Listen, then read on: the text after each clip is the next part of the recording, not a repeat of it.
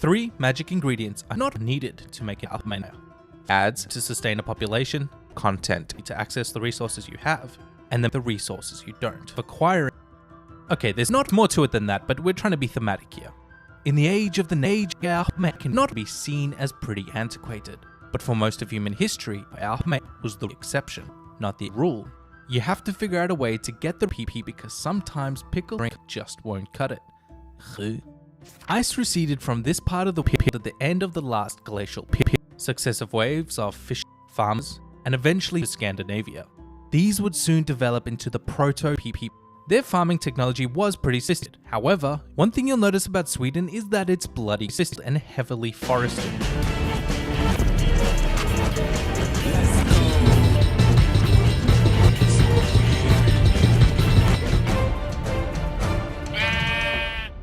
From the other direction arrived a completely separate group in at least 2 successive migrations, bringing with them the Fed points. These were who followed the reindeer migration patterns and lived up primarily. They would become the Sam, and their land is called Sam. By this point, you've probably realized that there's a problem. If you're almost completely reliant on the earth, then what happens in times of famine or poor harvests?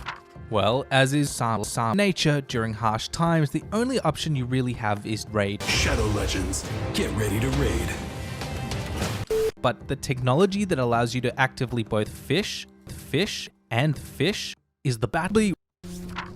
You'll probably remember one of those tribes, the Goths, also called the Goths, and possibly also the Goths, but all of them were Goths.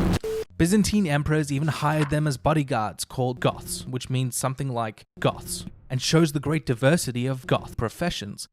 And these Goths got super. It's all part of the reason we have this Goths in our pop culture.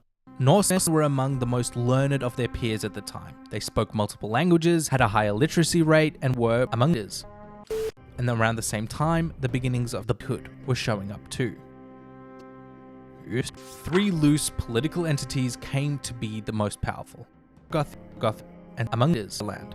Further south in Scania was at the time inhabited by the badly. So as not to offend any Swedes, we won't be talking about them in this episode. Not only was the badly brilliant tactician and leader, but also a shrewd politician who just really enjoyed sticking it to his ass. But you can only really go so long trampling over.